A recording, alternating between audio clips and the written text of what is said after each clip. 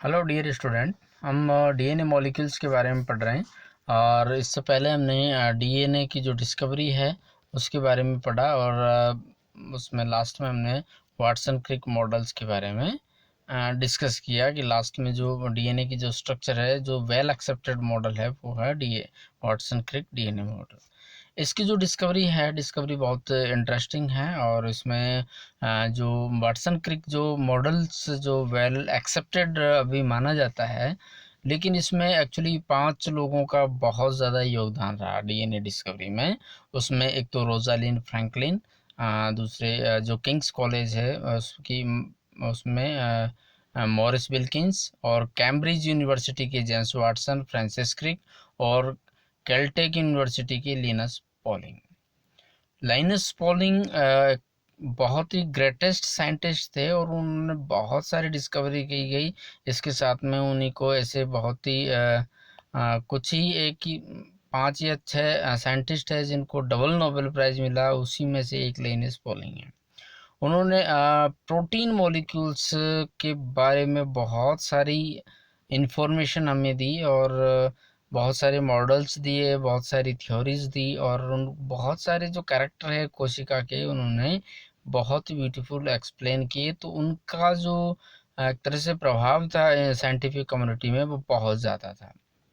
तो Linus Pauling ने actually उन्होंने जो मॉलिक्यूल्स जो कैरेक्टर निर्धारित करता है उसमें ज़्यादातर उन्होंने कंसंट्रेट किया प्रोटीन में। वो मानते थे कि प्रोटीन मॉलिक्यूल्स किसी ऑर्गेनिज्म के कैरेक्टर को निर्धारित करते हैं।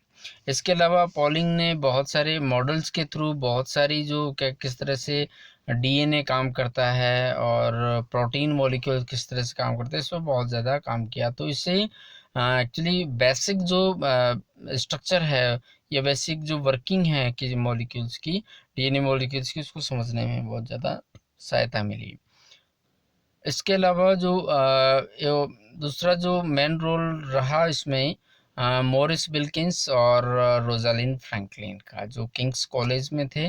और रोजालिन फ्रैंकलिन का एक्चुअली इसमें बहुत ज़्यादा इम्पोर्टेंट रोल रहा, लेकिन इसमें एक इनका जो काम है उसको कभी भी रिकॉग्निशन नहीं मिली।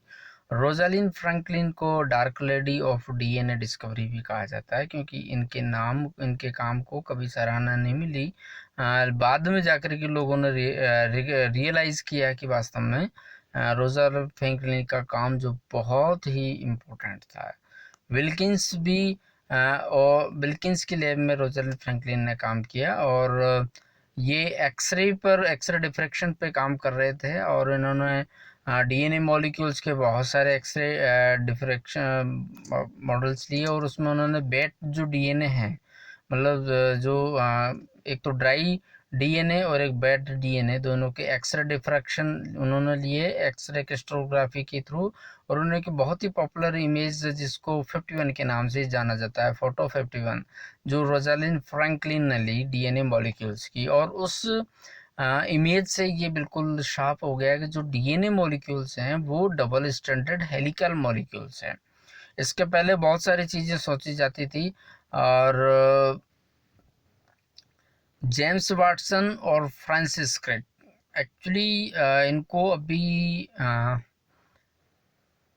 सबसे ज़्यादा श्रेय इन्हीं को दिया जाता है डीएनए मॉलिक्यूल की डिस्कवरी का। लेकिन जो बेसिक है एक्चुअली इन्होंने जो मेन जो काम किया है, एक्चुअली इन्होंने क्या किया, जो इन्फॉर्मेशन अवेलेबल है उनको गैदर किया और उन जो इन्फॉर्मेशन उनको करेक्ट फॉर्म में असेंबल किया। असेंबल करने के बाद में इन्होंने उसका मॉडल बनाया, क्योंकि जब एक मॉडल हम बनाते हैं किसी भी चीज़ का तो उससे हम बहुत सारी चीज़ें एक्सप्लेन कर सकते हैं। उन्होंने वॉल स्टिक जो मॉडल है उसका डीएनए का बनाया। तो इसमें जो पहले जो इन्होंने कई बार मॉडल्स बनाए जो अवेलेबल जो इन्फॉर्मेशन थी उनके आधार पर, लेकिन वो डीएनए के पूरे कैरेक्टर को एक्सप्लेन नहीं करते थे और उनको बहुत सारी चीज़ें उनके भी समझ में नहीं आ रही थी, किस तरह से डीएनए का निर्माण होगा, डीएनए से प्रोटीन का निर्माण कैसे होगा, किस तरह से न्यूक्लियोटाइड जुड़े हुए रहते हैं, किस तरह से। तो ये सारी चीज़ें इनके जैसे इनिशियल जो मॉडल थी उसमें वाटसन क्रिक ने जो इनिशियल मॉडल था उनके दिमाग में वो ट्रिपलेट डीएनए का मॉडल्स था।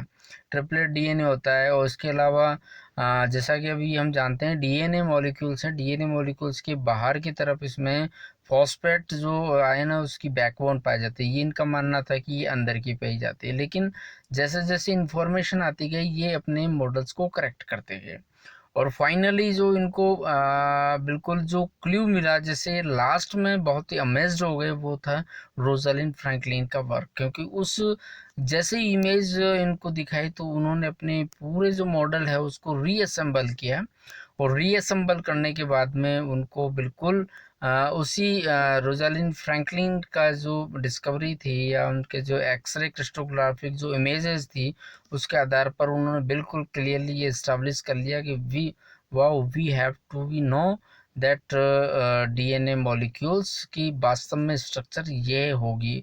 और जैसे ही करेक्ट इमेज बनती है, मॉडल बनता है, देन उसके बाद में सारी चीज़ें ऑटोमेटिकली एक्सप्लेन होती गई। तो लास्ट में जो डीएनए हैं, डीएनए मॉलिक्यूल्स में जो डिस्कवरी है उसके लिए जेम्स वाटसन, फ्रांसिस क्रिक और मॉरिस विल्किंस तीनों को नोबेल प्राइज से नवाजा गया।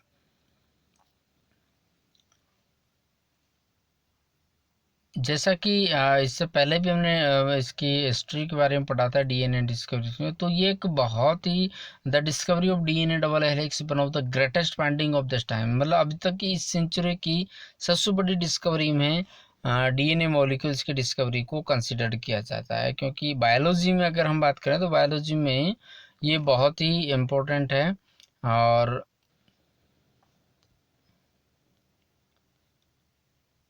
जो मेन जो रोल था उसमें चार लोगों का था, मॉरिस विल्किंस, फ्रांसिस क्रिक और जेम्स वाटसन।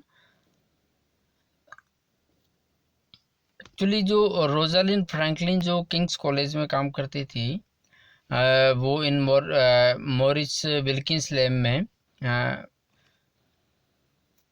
देन उसके बाद में एट द रॉयल बिल्किंस जब ये काम करने के लिए आई किंग्स कॉलेज की मॉरिस विल्किंस लैब में, तो उस समय विल्किंस कहीं बाहर थे, उसमें नहीं थे।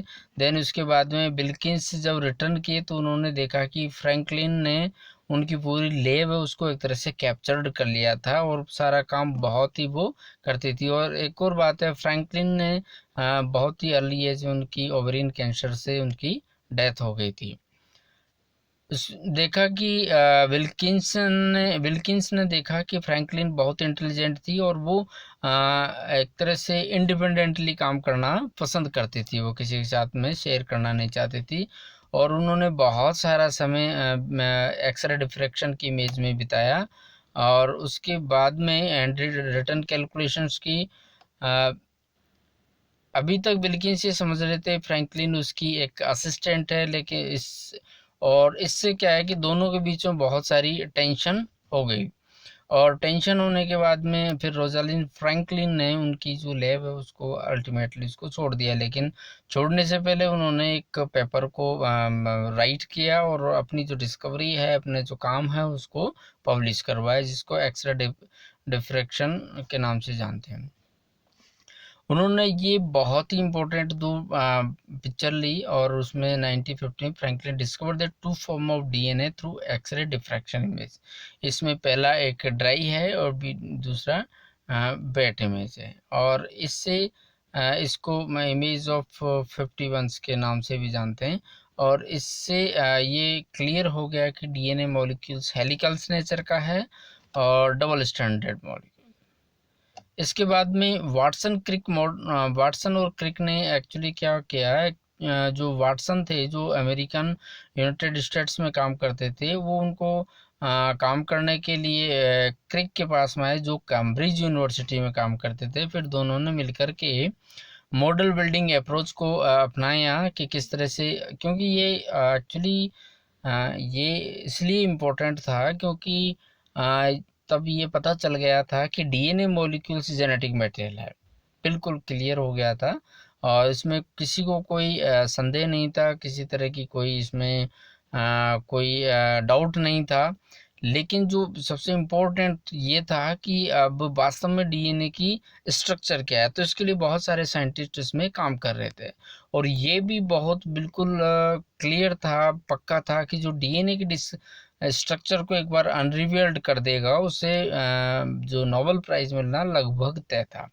इसलिए ये बहुत ही एथियोसास्टिक ये काम कर रहे थे। तो वाटसन और क्रिक ने दोनों मॉडल बिल्डिंग को अप्रोच लिया कि किस तरह से हम उसको एक्सप्लेन कर सकते हैं।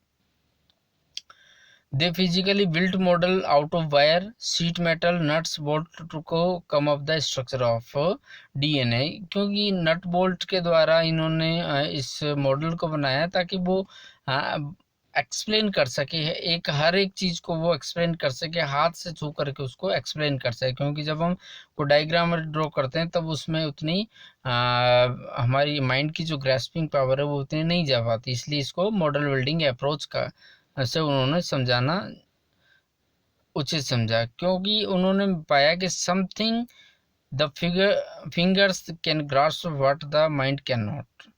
इनके दिमाग में यही था कि भाई जैसे अगर मॉडल बनाएंगे, मॉडल बना करके हाथ से टच करके हम देखेंगे कि ये फॉस्फेट मॉलिक्यूल्स है, यहाँ पर ये कार्बन मॉलिक्यूल्स है, यहाँ पर ये एडेनिन है, यहाँ पर ये प्यूरिन्स, यहाँ पर ये थाइमिन है और ये थाइमिन है वो एडेनिन से ऐड हो रहा है। तो ये चीज़ें उनके दिमाग में थी, इसलिए उन्होंने मॉडल बिल्डिंग अप्रोच को अपनाया और उन्होंने एक मॉडल बनाया डीएनए का जो आगे जा कर के बहुत ही फेमस रहा।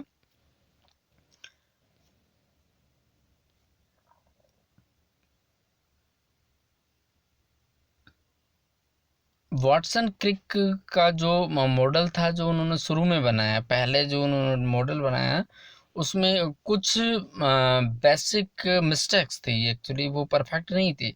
उन्होंने सबसे पहले जो पहली मिस्टेक क्या थी, वेसेस आउटसाइड थे, है ना, जबकि हम जानते हैं इनसाइड थे। जबकि और दूसरी उनकी sugar phosphate backbone on inside, उन्होंने माना कि शुगर जो फास्फेट जो बैकबोन है वो इनसाइड है, आउटसाइड नहीं है। और इसके अलावा ट्रिप्लेक्स मॉडल भी उन्होंने दिया था, लेकिन जो फ्रैंकलिन का जो इमेज थी वो उनके लिए उन्होंने ये सारी चीज़ें डिसअप्रूव कर दी कि बेसेज आउटसाइड नहीं है, बेसेज इनसाइड है। शुगर फॉस्फेट बैकबोन इनसाइड नहीं है, ये आउटसाइड है। मतलब उनकी जो मॉडल था वो जो उनकी जो अप्रोच थी या उनकी जो समझ थी उसको बिल्कुल उल्टा कर दिया रोजालिन फ्रैंकलिन के वर्क ने। इसलिए उन्होंने अपना जो काम है उसको वापस रिमॉडलिंग किया। वाटसन ने जैसे ही पिक्चर देखी रोजालिन फ्रैंकलिन तो उनके बस दिमाग में आ गया कि बस अब हो गया, बिल्कुल क्लियर हो गया, now we are ready to come up. इसलिए रोजालिन फ्रैंकलिन को dark lady of DNA discovery भी कहा था। और discovering the structure of DNA enable the scientific community to understand the secret of life and how all life on earth is passed down from the generation to generation. ये बहुत ही एक बहुत ही बड़ी discovery थी और इसके बाद में बहुत सारी बहुत सारी जो गुत्थियाँ थी दिमाग में या बहुत सारे जो डाउट्स थे दिमाग में, एक ऑर्गेनिज्म से दूसरा ऑर्गेनिज्म कैसे बनता है, एक जनरेशन से दूसरी जनरेशन में किस तरह से कैरेक्टर पास होते हैं, इन सब के बारे में डाउट जो हैं वो बिल्कुल क्लियर होते गए। और अभी जो डीएनए है, डीएनए अभी बहुत ही बड़ी डिस्कवरी मानी जाती है और बहुत ज़्यादा इस पे काम अभी चल रहा है और हो चुका